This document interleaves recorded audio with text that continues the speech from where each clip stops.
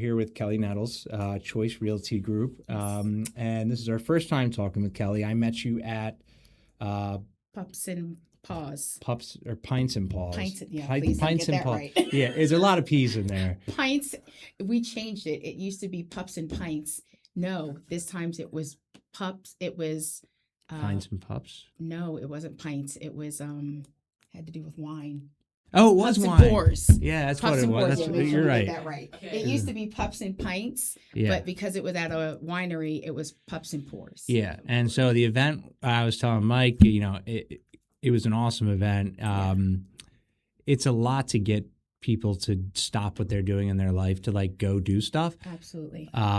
We try to do stuff with real estate agents all the time, and you guys are hard to get out and do stuff. We have to bribe you with certain things. Not that we actually do that. That's just a joke. No. I came here willingly. Yeah. But Kelli does a really good job of she has this system in place.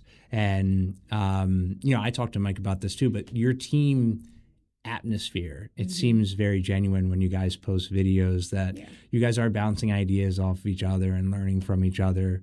So I kind of want to start there. What is let's back up. How did you start in real estate? I started back in 2015 with Keller Williams. And I came from a teaching background.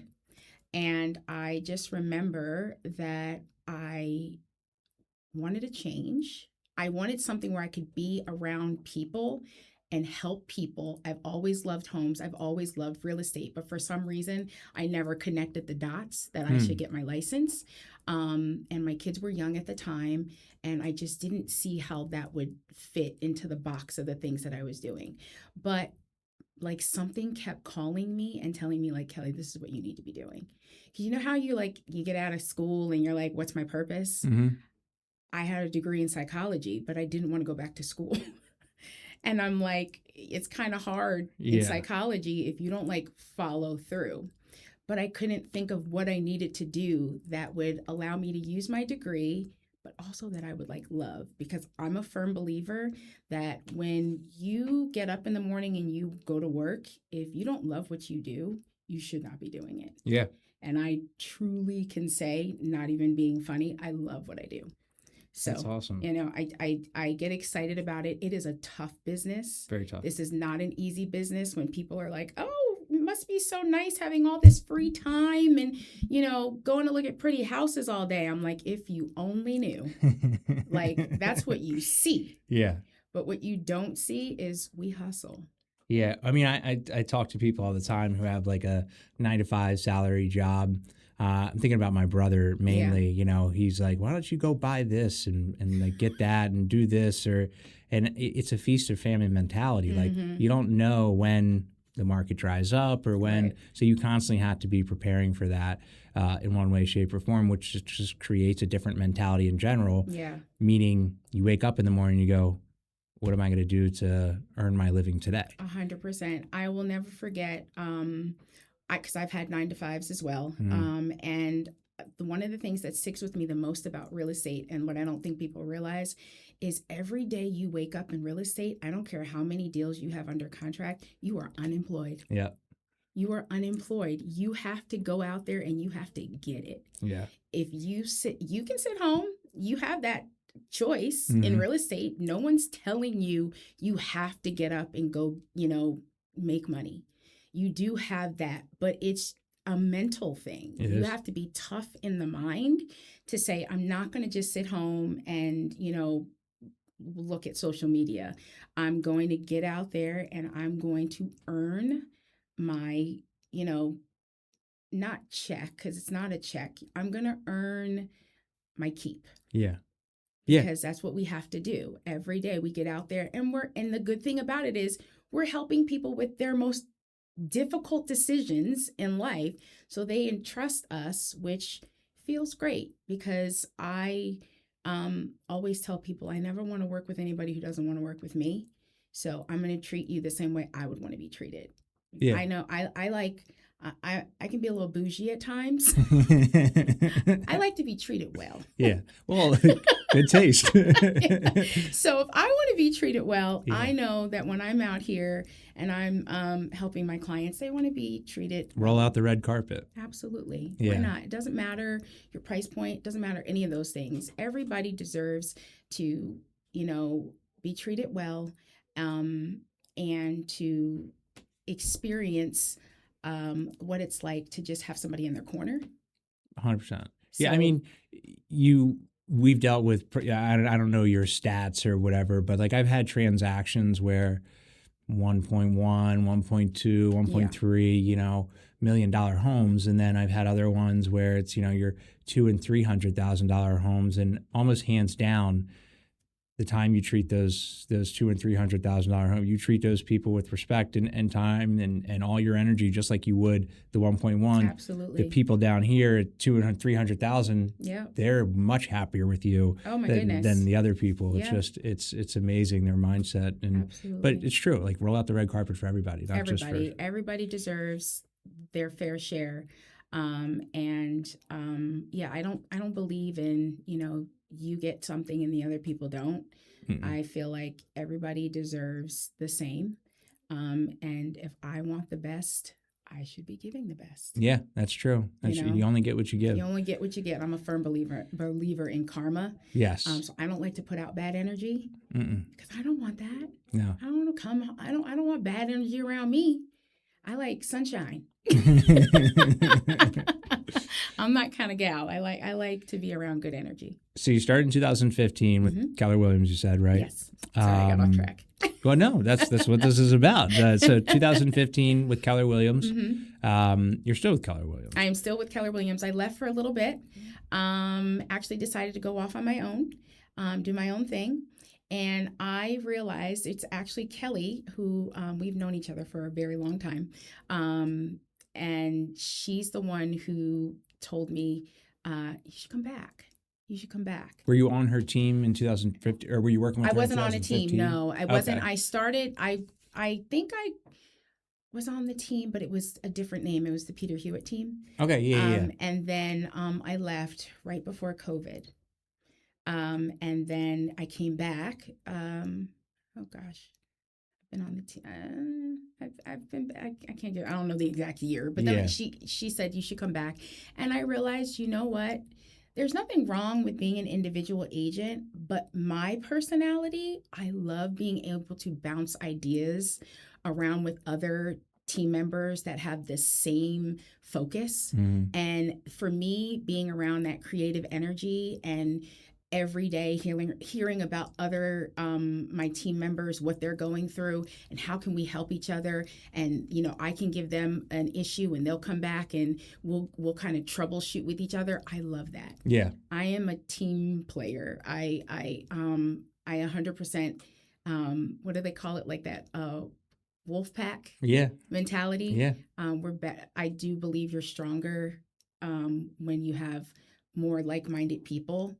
And what do they say about the people that you surround yourself with? Yeah, you are the sum of the people. You are the sum of those people. So yeah. I feel like I chose a good group. I think you did too. I mean, I've met, so Kelli was my agent, and slowly I've been infiltrating her team. Yeah. And infiltrating. I've met a few of them, and everybody's been so I've worked with other teams in the Lehigh Valley and Maryland and New Jersey, and it's obvious when like one team's got their stuff together and when others don't, or even individual agents, And so when I first started speaking with Kelli and then got to meet a few of you guys, it was very obvious that there's it's kind of like a group of all-stars, but it's also like you guys are all so different. Very. So different. None of us are alike, which is what I like. If you on my team, we are all so different, but in the greatest way. Yeah.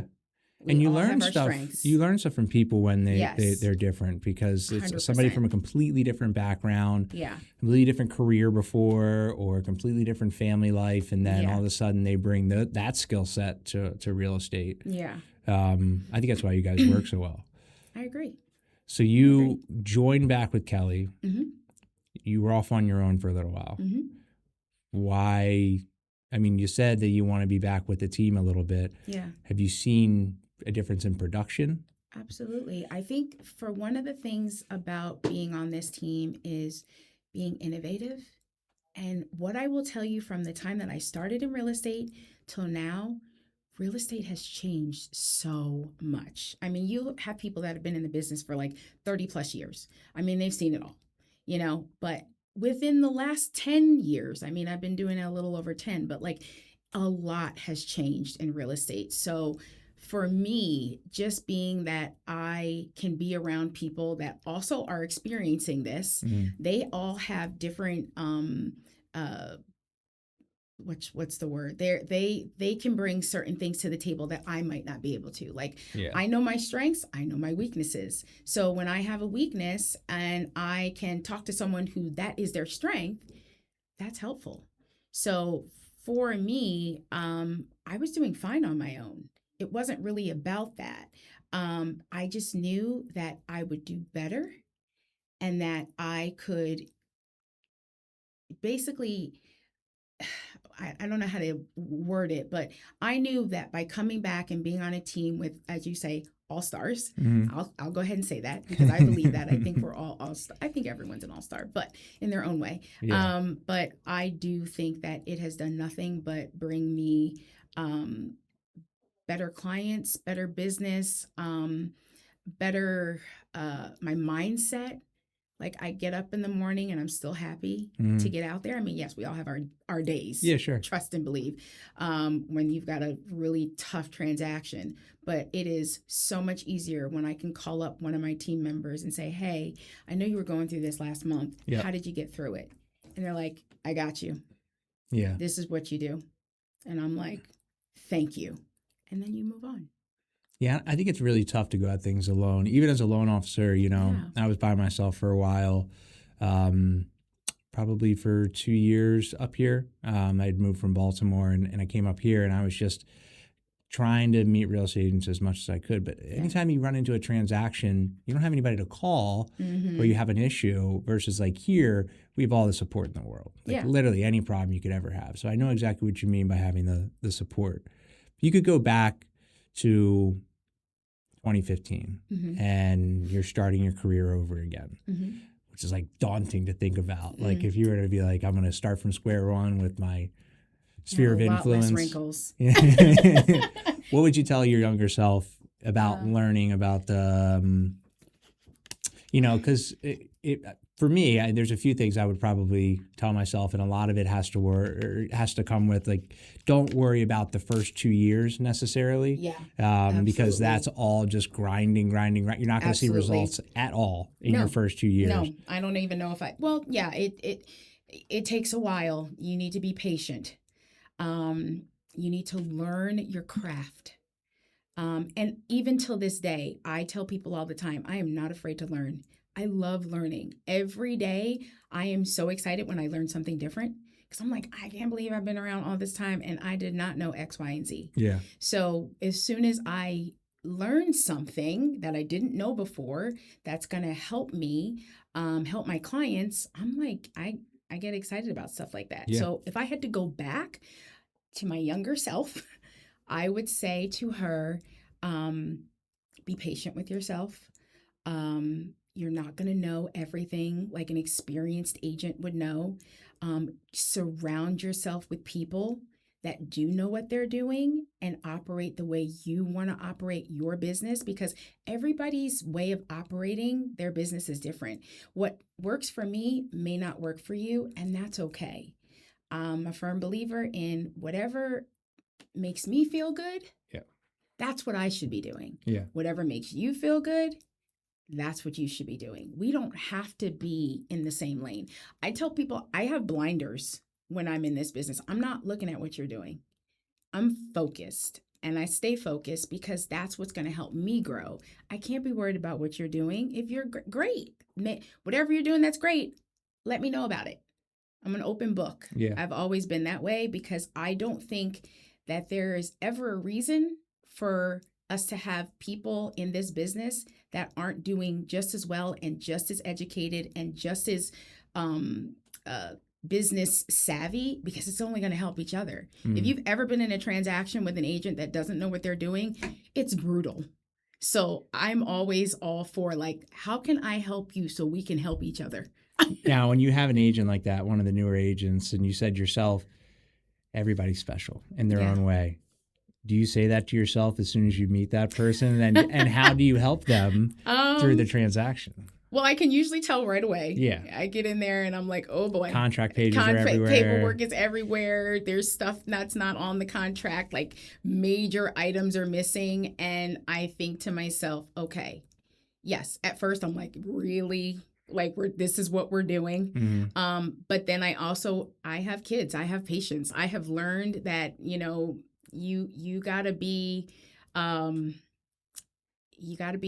you gotta be helpful. Yeah. Because that's the only way to get where you need to go. If I'm just gonna be like, oh well, I'm not gonna help, well, then the both of us are gonna suffer. Yes. So I will definitely help out and just let them know, hey, I think you're missing a signature on page 4. It's kind of important. It's basically, dealing with inspections. Yeah. Yeah, I mean, because you deal with a lot of inexperienced agents and you deal with a lot of experienced agents, but it's how you treat those people either way, And if you can help them, maybe that comes around to help you in the future. Yes. Yes. Yeah. So as a part of Kelli's team now, you're doing well. You guys do a lot of stuff together. Team trainings. She's also does a lot of stuff that's outside of the Lehigh Valley. They'll travel to those different Keller Williams events, which is very cool. Yeah. And then brings back that knowledge to everybody. Yeah. So I think the continuing education piece, which I've touched on with Mike and Nicole as well. So I mean, I don't want to beat a dead horse in that, but I think.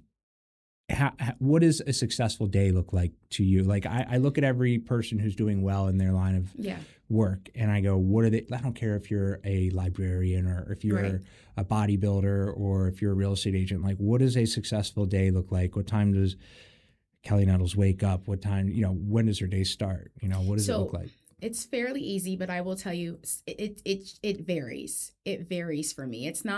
I'm not the type of person that, and I should, be more like of a time blocker where I'm like at 8 a.m. I'm doing this, at 8:45 I'm doing this. Some days, but then life happens. And when you have a family and regardless of what age they are, they still need you. And I'm always going to be, my family comes first. But I will say a successful day for me is first waking up, and this sounds so cliche, but I will put on something positive.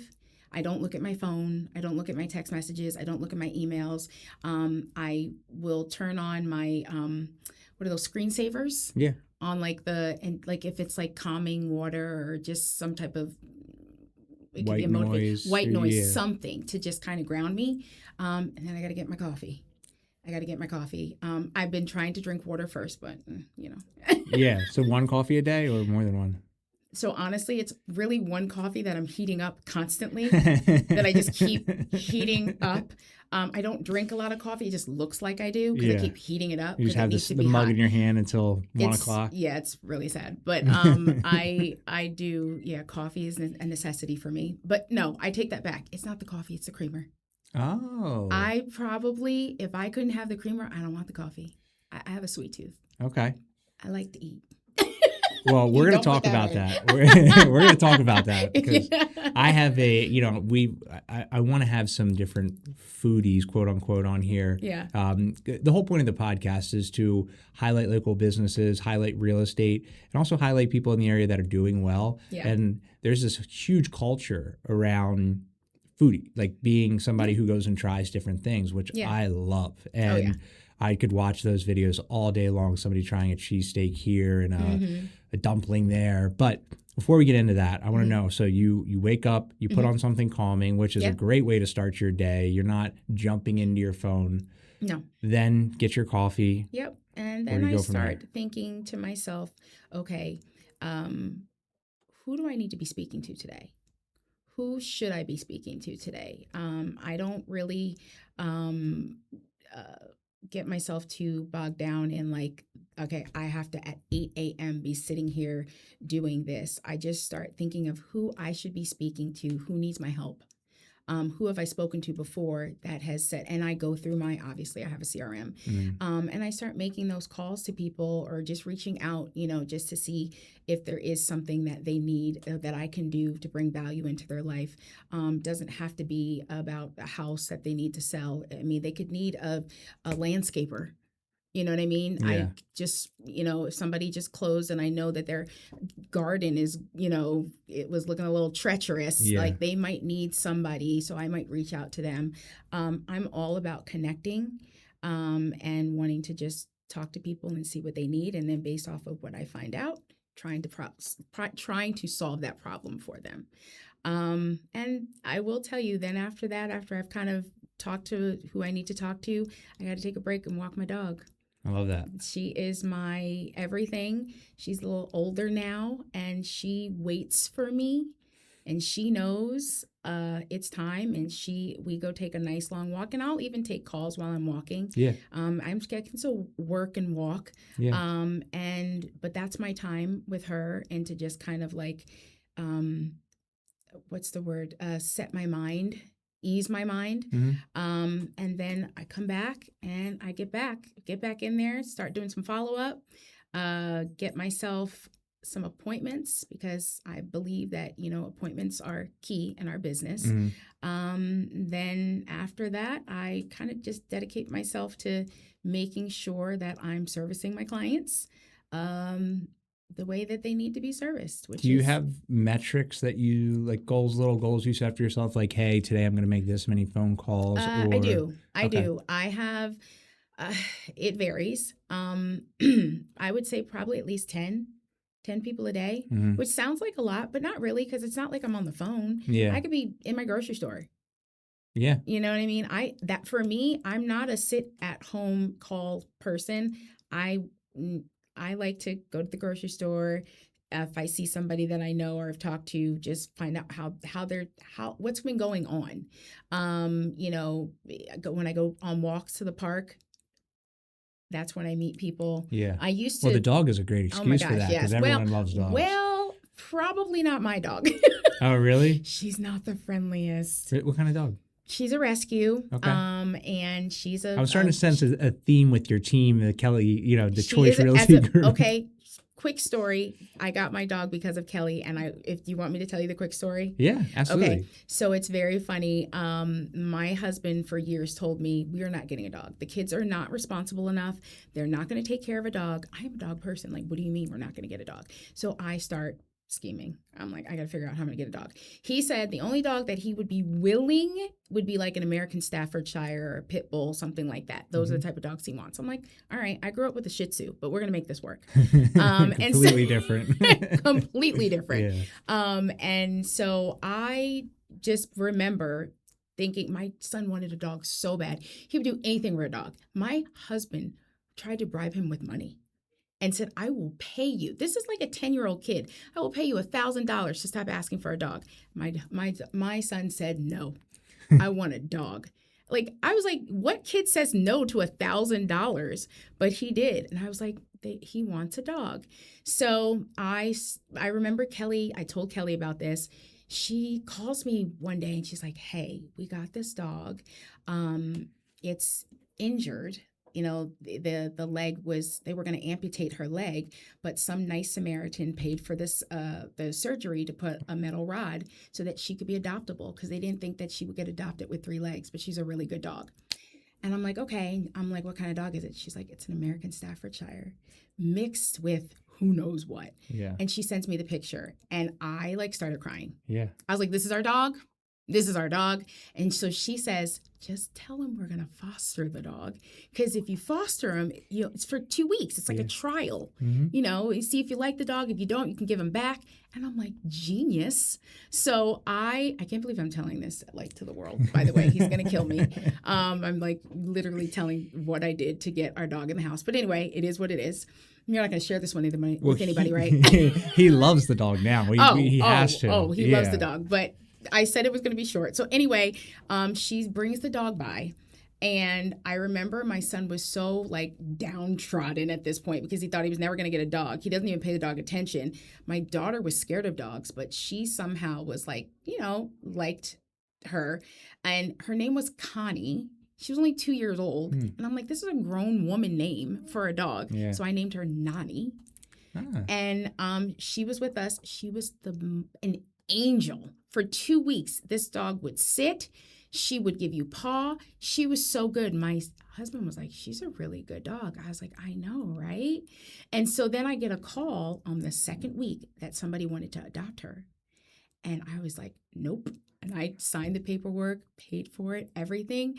And so for like the next 2 or 3 weeks, he was like, nobody called about, and I was like, no, nobody's called yet. Like, I don't know. It's so weird because she's such a good dog.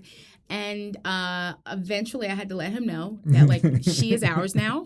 She's our responsibility. Good thing you like her. That's great.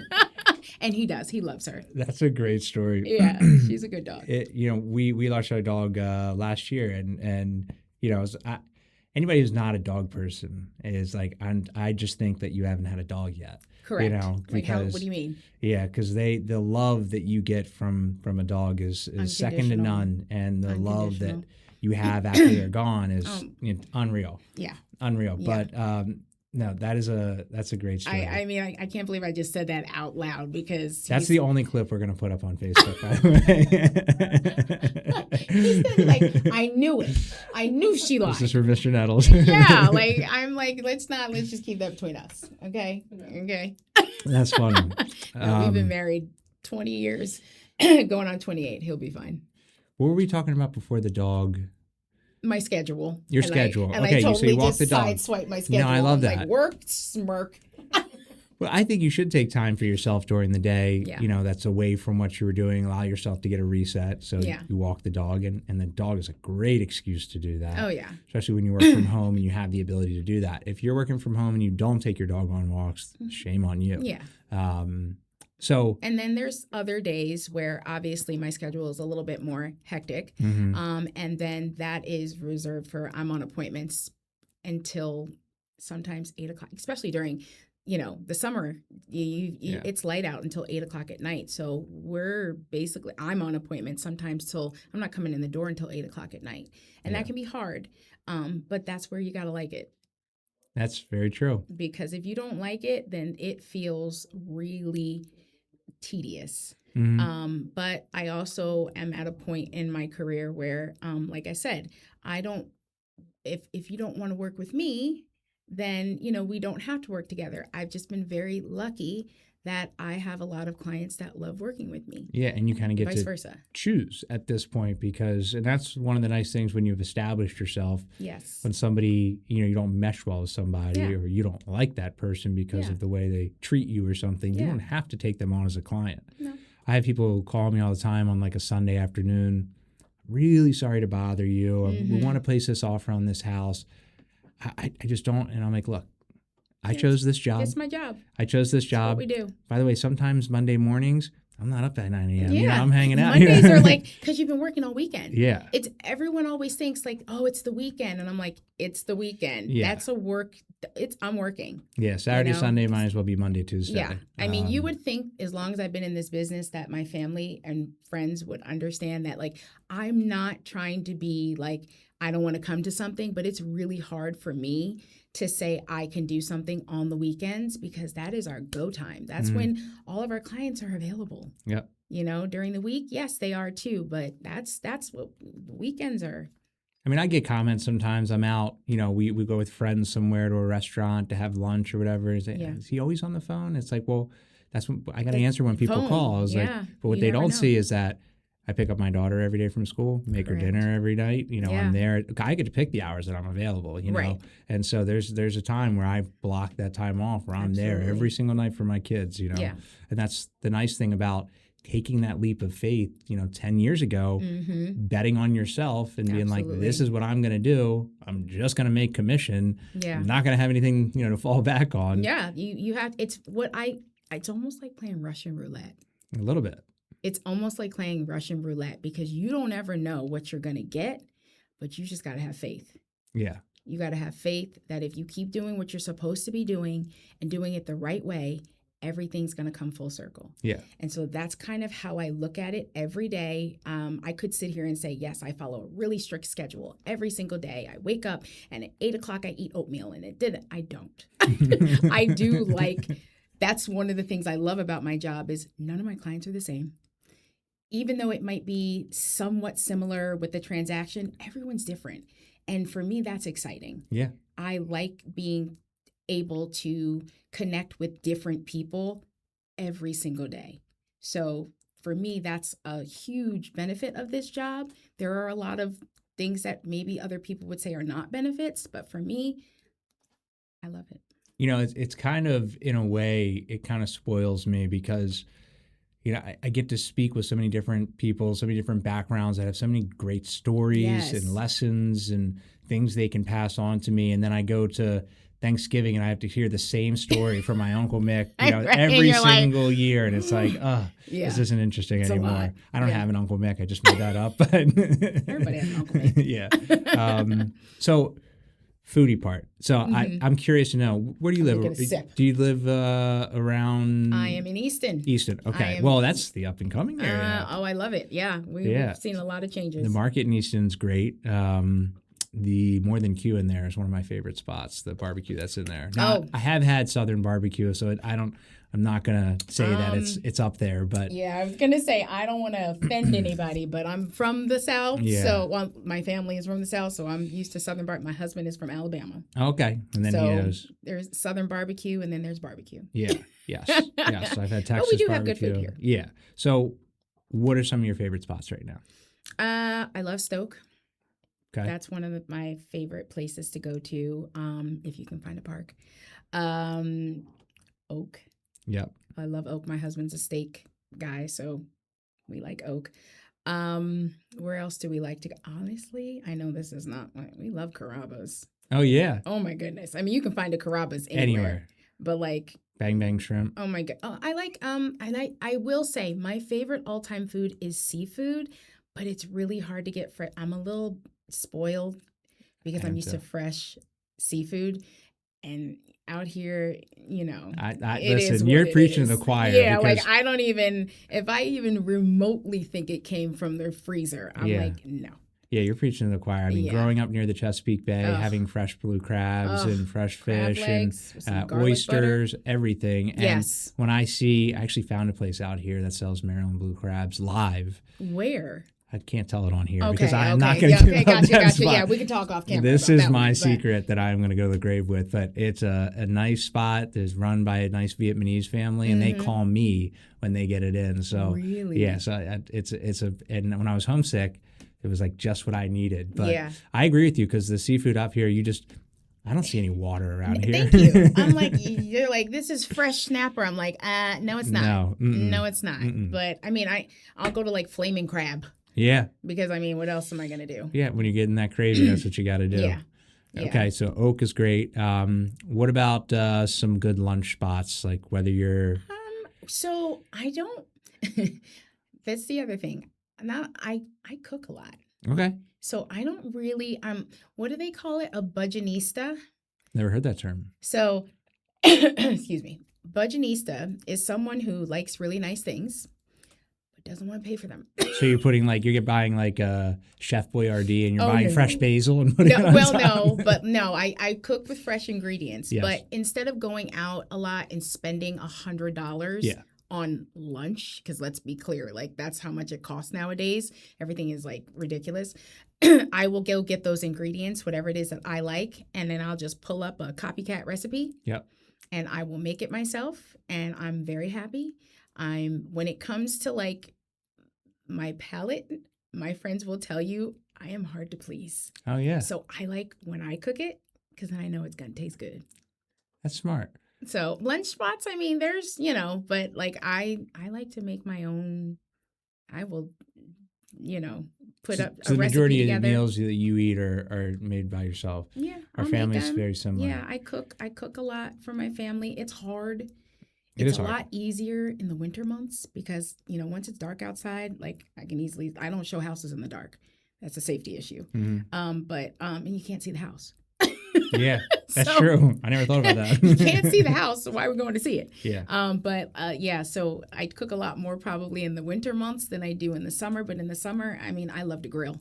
Yeah. I'll throw something on a, flank steak or, whatever on there with some asparagus. And, I love garlic and all the things, fresh herbs. Mm-hmm. So I will gladly throw something together for my family because I know it's going to be made with love. Yeah. And, make it happen. Well, cool. I really enjoyed our conversation. I felt like it always goes quick. It did go really quick. Oh Yeah, it always does. It's been a half hour, 40 minutes already. Oh my gosh. But there's a lot more questions that I have. I'd love to have you back on. We can talk more specific, like scenarios that you've gone through, difficult clients, awesome clients, the like. Where can people find you? Well, I am very much on social media right now, thanks to Kelli. Yeah, I've seen. Your videos are great. I will be very honest. That is a lot of Kelli because that's not really my, I'm a people person, but I've never just like been in front of a camera. Mm-hmm. So this is all new for me. And it can be really intimidating, but I just talk. Yeah. I don't know what else to do besides just talk about what I've done and what I'm doing. And hopefully people, can learn something from it. So Instagram, Facebook. Instagram, Facebook, my phone. Yes. Feel free to call me. I will pick up the phone. I like to have conversations. Yeah. But yeah, that's where you can find me. Cool. Well, thank you for coming. And this has been the Mortgage Celebrity Studio with Kelli Nettles of Choice Realty Group. And we'll see you on the next one. Like and subscribe.